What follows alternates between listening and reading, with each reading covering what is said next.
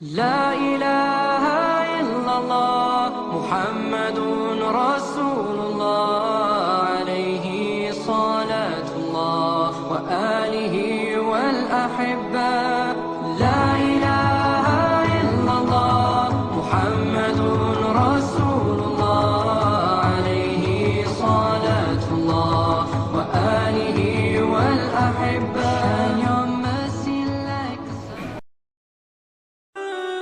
واليوم الرفل مشرقا أمرا رضيت له الدوام الكل يهتف لأدم فالدرب صبر والتزام فالله بارك خطوتي وراني كونا من ورحمة الله وبركاته. Alhamdulillahi Rabbil Alamin Allazi anzala as-sakinata fi qulubil mu'minina liyazdadu imanan ma'a imanihim.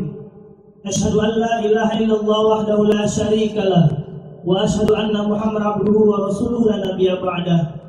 Alhamdulillahil alamin, teman-teman sekalian, sahabat sekalian yang insyaallah dimuliakan oleh Allah Subhanahu wa taala. Malam hari ini kita bersyukur kepada Allah atas nikmat yang Allah berikan, kita berjumpa dalam majlis yang insya Allah dimuliakan oleh Allah Subhanahu wa taala. Amin amin ya rabbal alamin. Salawat dan salam kita hadiahkan ke Nabi besar kita Muhammad sallallahu alaihi wasallam. Allahumma shalli ala sayyidina Muhammad wa ala ali sayyidina Muhammad. Assalamu alayka ya Rasulullah. Teman-teman sekalian, mohon maaf. Jujur saya agak deg-deg. Tahu deg-deg? Enggak. Gemeteran. Tahu gemeteran? Enggak. Geletek tahu? Tahu geletek? Enggak. Dan kayaknya yang hadir dalam ruangan ini teman-teman sekalian, ini luar biasa. Lebih kurang ini saya bisa prediksi 2.000 orang. Allahu Akbar. Kalaulah memang benar teman-teman sekalian, kita adalah sahabat-sahabat yang berhijrah dan kita menjadi sahabat bagi teman-teman lain yang berhijrah. Dan kita komitmen malam minggu, setiap malam minggu hadir dalam kajian sahabat hijrah dan kemudian mengajak sahabat-sahabat yang lain untuk meramaikan pengajian daripada mereka nongkrong di karaoke. Setuju? Setuju. Saya nggak dengar. Setuju? Setuju. Oke. Sahabat-sahabat sekalian, tema malam hari ini cukup luar biasa. Dan insya Allah ini sesuai dengan yang hadir. Pemuda dan cinta di akhir zaman. Ini kalau lihat wajahnya kan ini 17 tahun semua ini. Ya. Lebih kurang begitu kayaknya ya. Dimana kita tahu teman-teman sekalian, pemuda yang hari ini diuji dengan kehidupan akhir zaman yang sangat luar biasa sekali. Ini memang kayaknya nampak wajah-wajah baru, ya. Mudah-mudahan nanti istiqomah setiap malam minggu kita ramaikan pengajian dan kita kalahkan pengajian di karaoke. Setuju? Allahu Akbar. Dan lebih-lebih teman-teman sekalian, kalau pemuda terkait dengan cinta, CIN, korban lagu ya. Teman-teman sekalian, sahabat-sahabat sekalian, malam hari ini kita kedatangan tamu yang luar biasa. Tamu yang sangat kita nantikan sahabat-sahabat sekalian. Beliau adalah guru kita bersama yang akan mengupas bagaimana selayaknya pemuda yang hidup di akhir zaman saat ini. Bagaimana selayaknya pemuda membahas persoalan dan menjalankan persoalan cinta di akhir zaman yang penuh dengan fitnah luar biasa ini. Saya nggak memperpanjang mukadimah karena saya takut teman-teman nanti bosan bersama saya. Ya, mari kita panggil, dimohon kesediaan kepada Ustaz Zulkifli Muhammad Ali LCMA untuk naik ke atas panggung. Kita sambut beliau dengan pekikan takbir. Allahu Akbar.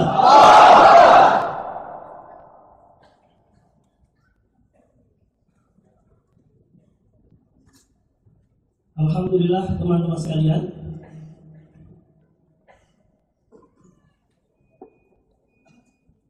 Insya Allah kajian kita malam hari ini kita akan selesai hingga pukul 2 pagi.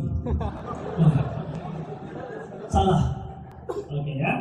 Baik teman-teman sekalian, insyaallah nanti beliau akan menyampaikan pemaparan materi lebih kurang sekitar 30 menit. Dan selanjutnya nanti kita akan buka sesi tanya jawab dan diskusi. Ya, kita akan buka sesi tanya jawab dan diskusi. Dan nanti sampai kapan berakhirnya, insyaallah nanti kita lihat sama-sama. Kepada Ustaz kami persilakan. Bismillahirrahmanirrahim. Assalamualaikum warahmatullahi wabarakatuh. Alhamdulillah wassalatu wassalamu ala Rasulillah sallallahu alaihi wasallam. La haula wa la quwwata illa billah. Allahumma la sahla illa ma ja'altahu sahla wa anta taj'alul hazana idza syi'ta sahla. Rabbi shrah li sadri wa yassir li amri wahlul 'uqdatam min lisani yafqahu qawli. Wa ba'du. Ibadallah, ma'asyiral syabab, fityatun wa fatayat, arsyadani wa iyyakumullah. Pujian dan syukur kita kepada Maulana Subhanahu wa Azza wa Jalla atas segala nikmatnya untuk kita semua. Salawat dan salam kita untuk kekasih kita bersama, untuk cinta sejati kita, Sayyidina Muhammad Rasulullah sallallahu alaihi wasallam, yang hari ini agamanya sedang kita perjuangkan, yang hari ini ajarannya sedang kita junjung tinggi, yang hari ini kita menyaksikan kita akan menjadi manusia akhir zaman yang diliriknya. Saudara hamba-hamba Allah, momen yang sangat singkat ini di malam hari ini, kalau katanya tadi materinya adalah pemuda dan cinta di akhir zaman, maka saya akan berikan momen yang lebih menyengat daripada itu dengan tema tentang pemuda akhir zaman.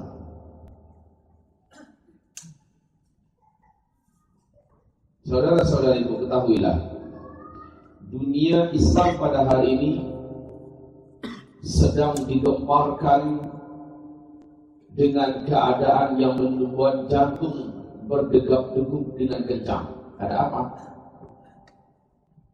Yang menjadikan ulama besar sekali pada Syekh Abdullah bin Abdul Aziz bin Baz sampai menangis bak dadanya oleh nikmat. Kenapa?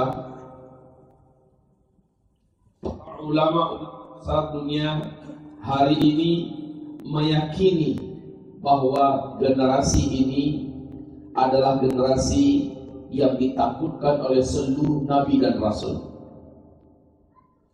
Generasi ini adalah generasi yang paling dicemaskan oleh mulia Rasulullah Muhammad sallallahu alaihi wasallam. Kenapa? Pada generasi inilah makhluk yang paling berbahaya akan lepas. Pada masa saya hidup, pada masa saudara-saudari masih di usia muda seperti ini, orang yang paling celaka akan lepas. Dia adalah Dajjal. Penting ini saya sampaikan. Mungkin saya tidak punya kesempatan untuk berbicara di depan saudara-saudari setelah hari ini. Bisa jadi ini pertemuan kita yang pertama sekaligus terakhir. Karena di antara kita ada yang tamat kuliah lalu pulang. Atau bisa jadi saya diculik. Bisa jadi saya dilenyapkan karena saya tahu salah seorang target yang tidak boleh lama ada di permukaan bumi ini. Hari ini harus saya sampaikan. Ketahuilah, di dalam hadis sahih Imam Muslim, Rasulullah bersabda, "Di Adam ila qiyamis sa'ah fitnah, akbar minad dajjal. Sejak Adam diciptakan sampai kiamat, tidak ada fitnah yang lebih besar bahayanya, tidak ada fitnah yang lebih hebat dan lebih berat bagi anak cucu Adam di muka bumi ini melebihi fitnahnya Dajjal. Dan Rasulullah di hadis yang lain bersabda, tidak ada satupun orang nabi dan rasul yang pernah Allah buka, melainkan seluruhnya pasti memperingatkan kaum mereka masing-masing, hati-hati dengan Dajjal, hati-hati dengan Dajjal, hati-hati dengan Dajjal, hati-hati dengan Dajjal. Kenapa demikian? Ketahuilah, Dajjal memiliki kekuatan yang sempurna. Dajjal memiliki kekuatan yang sempurna. Seluruh setan di muka bumi ini, seluruh jin yang ada, yang hidup di muka bumi ini, seluruhnya berkhidmat melayani Dajjal, mewujudkan segala keinginan Dajjal. Satu bumi, apakah dia jin langit, ataukah jin laut, jin pulau, jin gurun Sahara, setan manapun yang berkhidmat dan bersumpah di kerajaan iblis, seluruhnya sepakat membantu Dajjal. Dan kita hidup sekarang ini di fase keempat. Fase keempat adalah fase di mana kekuatan kebatilan bersatu padu memperbanyak calon-calon penghuni neraka. Saudara-saudariku sekalian, Dajjal adalah sosok manusia biasa. Kata Rasulullah, fisiknya berupa seorang laki-laki.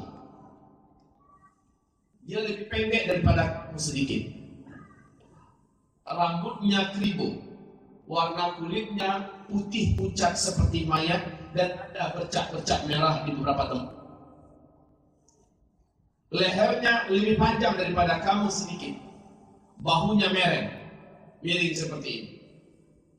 Dadanya sangat lebar dan full daging, badannya sekal. Kedua bola matanya seperti sudah mau lepas dari sarangnya. Sementara bola mata yang sebelah kanan ketutup habis oleh daging kening yang bagian kanan meleleh ke bawah, lalu nempel, lengket di pipi. Bagian ujung daripada yang nempel ini bergelantungan seperti cengker ayam.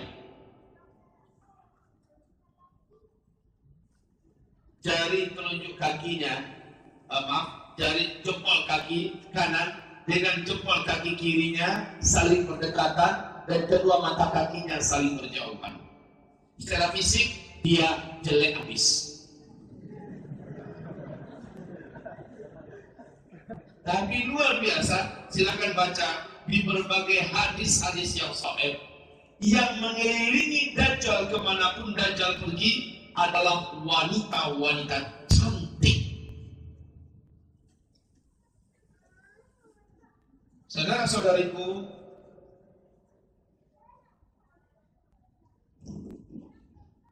hamba-hamba Allah sekalian, Dajjal akan muncul pada tahun-tahun di mana manusia pada kelaparan dan kehausan. Rasulullah SAW bersabda, Dajjal akan muncul di 3 tahun berturut-turut, ada panas dan kemarau yang ekstrim di muka bumi.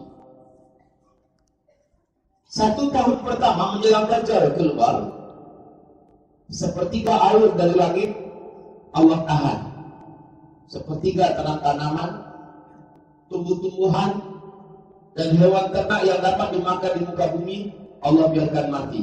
Dampaknya adalah manusia mengalami kekurangan pakan di muka bumi. Mulai kelaparan, harga mengumpul tinggi, sulit didapat. Orang berharap semoga tahun kedua ada perbaikan keadaan. Ternyata pada tahun kedua Dajjal keluar, panas makin menjadi. 2/3 air dari langit Allah tahan turun. 2/3 tanam-tanaman serta hewan ternak yang dapat dimakan di muka bumi Allah biarkan mati.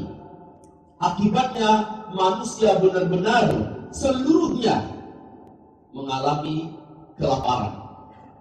haus dan dahaga yang dahsyat. Orang-orang mulai terpaksa memakan bangkai. Dan kata Rasulullah, saat itu orang akan tega mendatangi tetangga yang dulu dia sayangi, dia cintai, demi memperebutkan sepotong roti yang ada di tangan tetangga itu pun dibunuhnya. Di dalam hadis Sahih Imam Bukhari, di dalam kitab Al-Adabul Mufrad, Rasulullah bersabda, tidak akan terjadi kiamat sampai terlebih dahulu kalian akan menemukan zaman di mana tetangga akan membunuh tetangganya hanya demi sepotong roti yang ada di tangan tetangga. Tahun kedua sangat berat. Tahun ketiga, la haula wala quwwata illa billah. Total air dari langit tidak turun dalam tahun itu. Tanaman apapun, makanan apapun yang ada di bumi, serta hewan ternak, seluruhnya yang bisa dimakan, Allah biarkan mati. Kata Rasulullah, hanya beberapa binatang berkuku yang Allah izinkan tetap hidup. Para sahabat bertanya, ya Rasulullah, kalau zaman itu kami temukan, apakah yang kau perintahkan kami untuk bisa bertahan hidup? Jawaban Nabi adalah, saat itu makanan kalian adalah makanan para malaikat. Malaikat apa makanannya? Zikir. Subhanallah walhamdulillah wa la ilaha illallah wallahu akbar. Sama-sama. Subhanallah walhamdulillah wa la ilaha illallah wallahu akbar. Sekali lagi. Subhanallah walhamdulillah wa la ilaha illallah wallahu akbar. Orang beriman telah mengetahui ilmunya itu adalah baca zikir ini. Lalu mereka terus membaca dan membaca, kemudian mereka berdoa, ya Allah, izinkan hamba engkau kenyangkan dengan zikir ini. Maka Allah kenyangkan perutnya, Allah kuatkan fisiknya dengan zikir tersebut. Orang beriman ya, tapi orang Islam yang dangkal imannya, apalagi orang Islam ahli maksiat, nggak nyambung oleh beliau, oleh mereka ini, pemahaman yang seperti ini nggak nyambung. Apa hubungannya katanya? Dia orang bodoh, walaupun dia S2, S3, tapi ilmunya nggak ada. Bahwa makan minum orang beriman di akhir zaman adalah makan minumnya para malaikat. Itu zikir. Saudara-saudariku sekalian hamba-hamba Allah yang kami muliakan, Dajjal ini akan keluar ketika manusia sedang bagaimana tadi?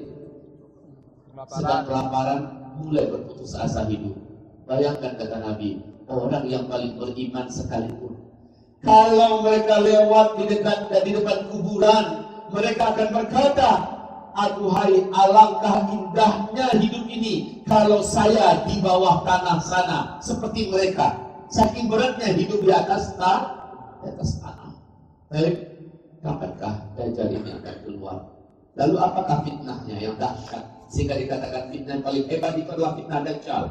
Wahai para pemuda, wahai para pemudi, fitnah Dajjal yang paling hebat adalah dia datang, seluruh kota-kota yang ada di muka bumi kata Rasulullah pasti akan dimasuki oleh Dajjal. Dan penduduk kota itu yang ada, termasuk orang kampungnya, orang-orang bukit, orang gunung, orang-orang yang bersembunyi dalam gua, akan keluar dari persembunyian mereka. Dan mereka mendatangi di titik mana Dajjal berada di kota mereka. Dan mereka langsung sujud menyembah Dajjal. Kuatnya kekuatan sihir dimiliki oleh Dajjal. Dajjal bergelarkan Al-Masih. Arti Al-Masih itu adalah yang mampu menghapus iman yang ada di dalam dada. Nabi mengharamkan jangan pernah ada orang yang beriman di antara umatnya keluar dari persembunyiannya untuk bertemu dengan Dajjal. Siapa yang melakukan itu, pasti imannya akan menguap dan hilang, dan dia akan kafir kepada Allah. Dia akan sujud menuhankan Dajjal. Walaupun Dajjal sudah pergi meninggalkan kotanya, dia akan tetap kafir kepada Allah. Dia kafir sampai dia mati. Akan ada seorang lelaki nanti kata Rasulullah yang merasa imannya sangat kuat dan tidak akan mungkin berubah jika ia bertemu dengan Dajjal. Lalu ketika Dajjal sampai ke kotanya, dengan sengaja dia keluar dari rumahnya dan dia berjumpa dengan Dajjal. Saat itu juga menguaplah iman dari dadanya dan dia kafir kepada Allah. Semerta-merta dia sujud menyembah Dajjal, walaupun Dajjal sudah menghilang dari kotanya, sampai mati dia tetap kafir kepada Allah Subhanahu wa taala. Dan Dajjal akan sampai ke kota Pekanbaru. Dajjal akan sampai ke kota Padang, ke kota Medan, ke Lampung. Dajjal akan sampai ke Jakarta, apalagi kota-kota besar yang ada di muka bumi, Dajjal akan masuki semuanya. Kekuatan sihir Dajjal, hipnotis yang dimiliki oleh Dajjal mampu menjadikan kita ini menjadi manusia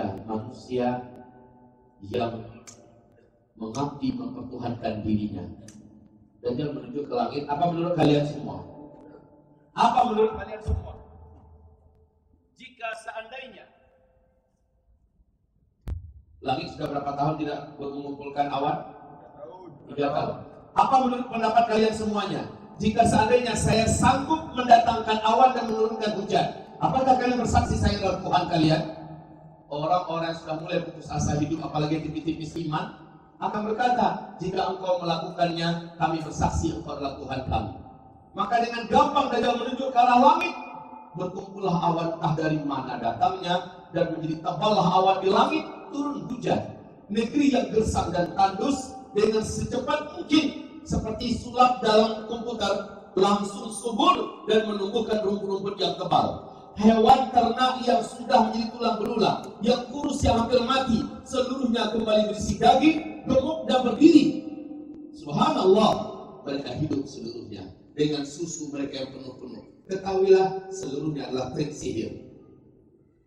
Lalu Dajjal menunjuk, apa menurut kalian semua? Jika kuburan yang ada itu, seluruh orang yang pernah dikubur di sana, saya bangkitkan mereka semua. Apakah kalian bersaksi saya adalah Tuhan kalian? Jawaban manusia dimanapun kota dan negeri yang dia datangi, kami bersaksi. Jika engkau mampu melakukan itu, engkau memang Tuhan kami. Maka Dajjal dengan santai menunjuk seluruh arah kuburan. Bangkit kalian seluruhnya. Hiduplah kalian seluruhnya. Maka keluarlah orang dari seluruh kuburan yang ada dalam keadaan wujud tubuh utuh, seolah-olah mereka belum pernah dikuburkan di sana. Di hadis yang lain Nabi berkata, ketahuilah oleh kalian, semua yang bangkit itu bukan manusia yang dulu dikuburkan di sana, tetapi setan-setan, jin-jin yang menjelma menjadi manusia yang pernah dikuburkan di situ. Nah, orang yang gak ada ilmu tentang ini akan tersihir oleh kekuatan Dajjal ini. Ditambah Dajjal memang menyebarkan hipnotisnya, menyebarkan sihirnya yang menjadikan manusia yakin. Dan Dajjal membawa gunungan makanan yang dipersilahkan siapa yang beriman kepadanya nikmati makanan itu. Dajjal mampu berpindah dari satu kota ke kota yang lain hanya dalam hitungan detik. Subhanallah. Gadis-gadis cantik yang dikelilingnya, yang mengiringinya sebanyak-banyak mungkin, maka mereka adalah jin-jin dan setan-setan yang menjelma menjadi manusia. Wahai saudara-saudariku, ketahuilah kapankah makhluk ini akan lepas. Kenapa para ulama sampai menangis memberikan kabar kepada kita bahwa makhluk ini sudah sangat dekat keluarnya. Di dalam Sahih Imam Muslim, saya persingkat saja, di dalam hadis Sahih Imam Muslim, Rasulullah menceritakan tanda-tanda kemunculan Dajjal itu dilihat dari 3 tanda alam. Yang pertama, apabila kalian, ini hadis yang dikatakan oleh Fatimah binti Qais. Hadis ini oleh para ulama ahli hadis disebut dengan sebutan hadis al-jassasah. Hadis ini statusnya sahih. Tanda-tanda Dajjal akan keluar dan dia pasti lepas apabila yang 3 ini sudah terjadi. Yang pertama, apabila mata air sukar sudah tidak berair. Yang kedua, apabila kebun kurma di Baisan sudah tidak berbuah. Dan yang ketiga, apabila danau Tiberias menyusut airnya dan hanya tersisa sedikit. Jika yang 3 ini sudah terjadi, tunggulah Dajjal pasti akan mendatangi kalian dan dia akan lepas. Mari kita lihat fakta yang ada sekarang. Mumpung masih ada teknologi, YouTube masih mudah untuk dibuka, Mr. Google masih gampang untuk disapa. Silakan buka bagaimana keadaan hari ini berkaitan dengan mata air sukar. Tahu di mana mata air sukar? Mata air sukar ini tidak jauh letaknya dari Israel, ya. Dia agak berdekatan dengan danau Tiberias.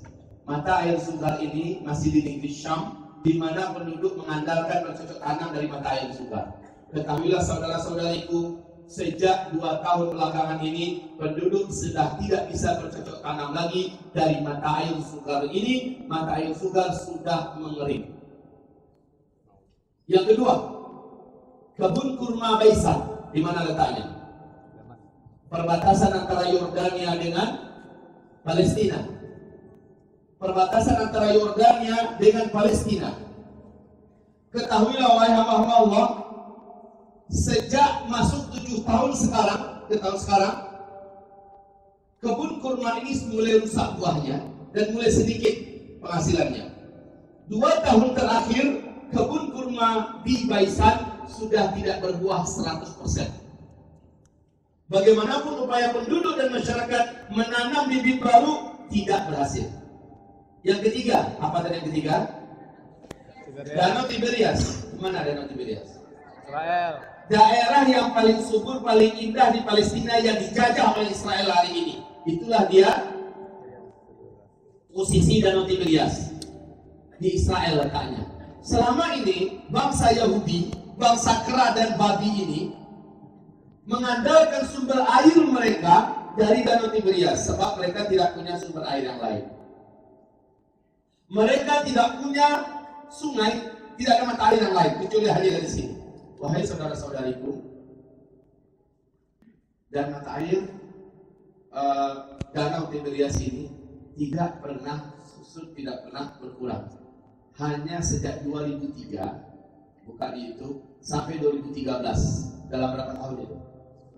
Hanya dalam 10 tahun. Di 2012, pemerintah Israel dengan resmi mengumumkan di televisi mereka kepanikan nasional, ketakutan yang tidak bisa disembunyikan. Sebab apa? Sebab mata air ini mengalami penyusutan yang sangat signifikan. Mata air ini dari permukaan sampai ke dasar, dalamnya hanya seperti ini.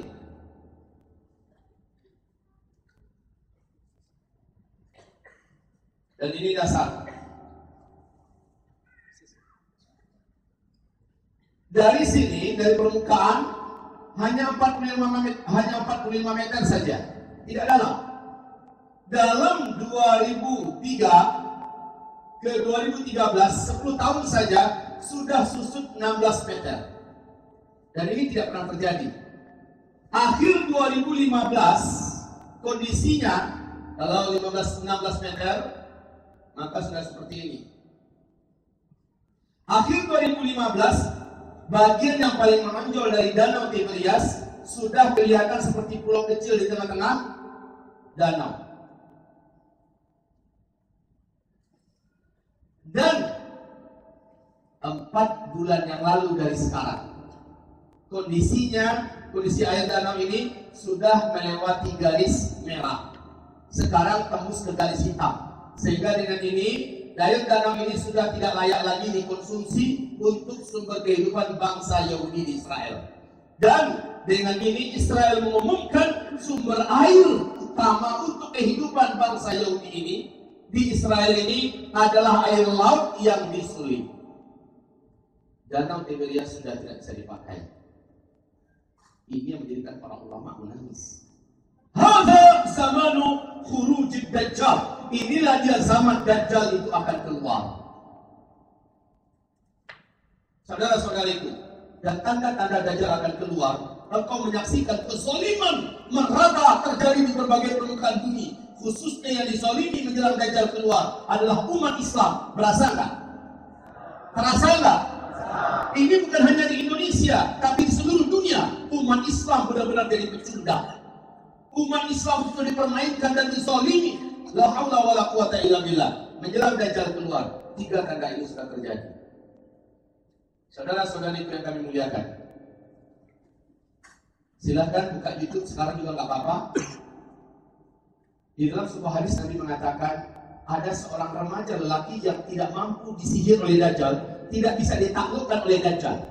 Saat berjumpa dengan Dajjal, laki-laki ini tidak mau sujud kepadanya, tidak mau tunduk kepadanya. Apapun yang dilakukan Dajjal, dia tegar. Dan dia berkata, kamu adalah Dajjal.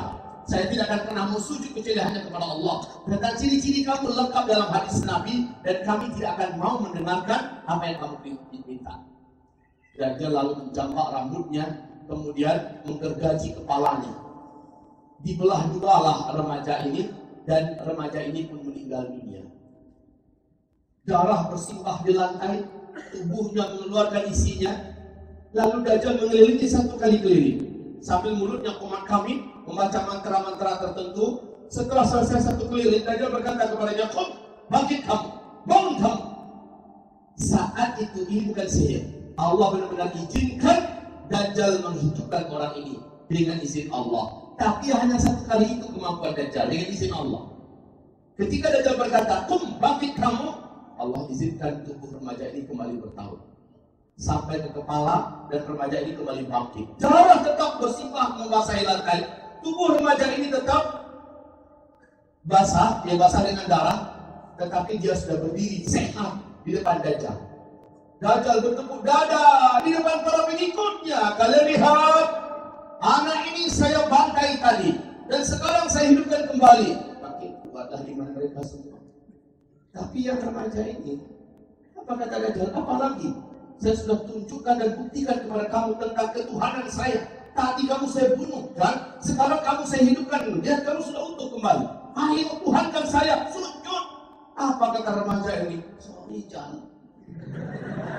Justru dengan yang kamu lakukan ini, saya makin mantap kamu asli Dajjal 100%. Saya tidak akan sujud kepada kamu, dan kamu tidak akan bisa membunuh saya kali kedua." Ini yang diceritakan Rasulullah kepada kamu. Tidak ada satupun orang yang bisa kamu bunuh hari ini. Untuk sebuah informasi, saya mau tanya dulu. Usia remaja dalam ukuran ilmu sosial berapa? 11. Usia belasan. Mulai sekarangnya dari 12.